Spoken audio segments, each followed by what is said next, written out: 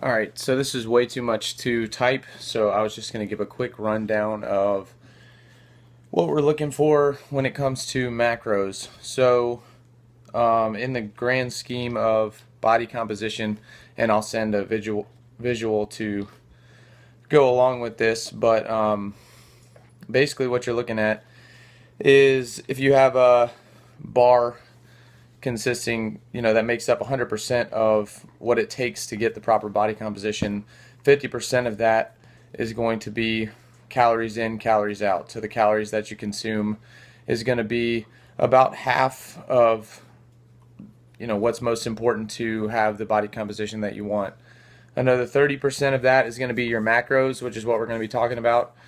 Then you have 20% left, so 10% timing, like your meal timing, meal frequency, 5% food composition, so it's going to be like whether you're eating grass-fed beef versus processed food. And then the other 5% is supplements, like if you're taking something like creatine or glutamine or any of those powders that we are not really sure whether they work or not. But anyway, so for macros, you're dealing with protein, carbs, and fat. Protein is probably going to be the most important and what you want to focus on trying to get a certain amount. It's probably going to be your number one thing that you'll care about. Definitely going to be the most important for building muscle. And you're shooting for about zero point 0.6 to 1 gram of protein per pound of body weight. So in your case, at about 180 pounds, we're looking at somewhere between, I don't know what zero point 0.6 times 180 off the top of my head is, but between 0.6 of that and 180 grams of protein per day. 1 gram of protein is 4 calories. So the reason why that's important is you already have a set amount of calories that you want to eat.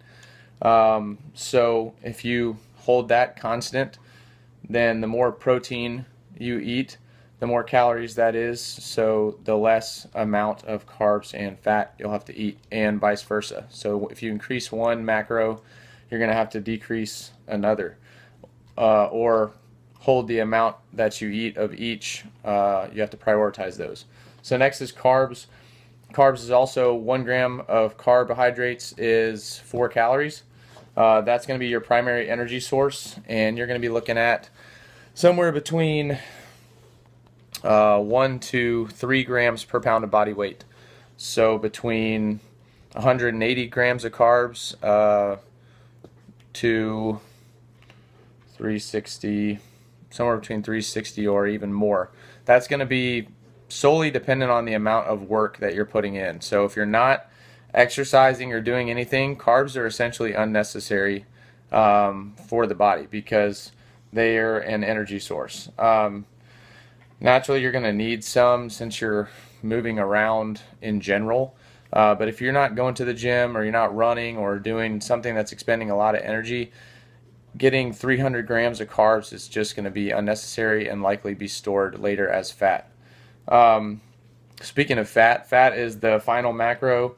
1 gram of fat is 9 calories, so it's more calorically dense than the other two. Fat is another energy source, and really it's kind of unnecessary in the grand scheme of body composition. I know that you've probably heard you need fat to live. Fat is necessary. Fat is not bad. That is all true, but you only need about 0.1 grams per pound of body weight to live. So we're talking about only 10 grams of fat for a 100-pound person. That's really not that much. We're talking, a piece of cheese.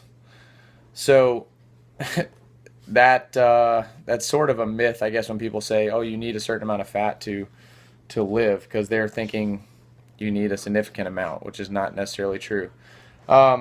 Essentially, what I do with fat is I fill in the rest of my calories with fat. So I prioritize protein first, carbs second, and then fat would basically make up the rest. So average day for me I'm about 205 pounds right now. I'll be looking at around 200 grams of protein, putting in a significant amount of work in the gym, so around 300 grams of carbs. And so that right there is 2,000 calories. So I compose the remaining 500 calories. I'm on about a 2,500 calorie cutting diet right now. So I've been losing weight. So I'll do the remaining 500 calories with fat. So that's going to be roughly about 50 or so grams. That's a pretty easy thing for me to do. So that's kind of a quick rundown of macros in general. And that's going to be kind of our next step moving forward, is trying to prioritize that protein, getting somewhere between 0.6 and 1 gram per pound of body weight. And that's what's going to help you put on that muscle, which is going to really be the cornerstone for building a better body composition. So hopefully that helps, and I'll send that visual as well to go with it. See ya.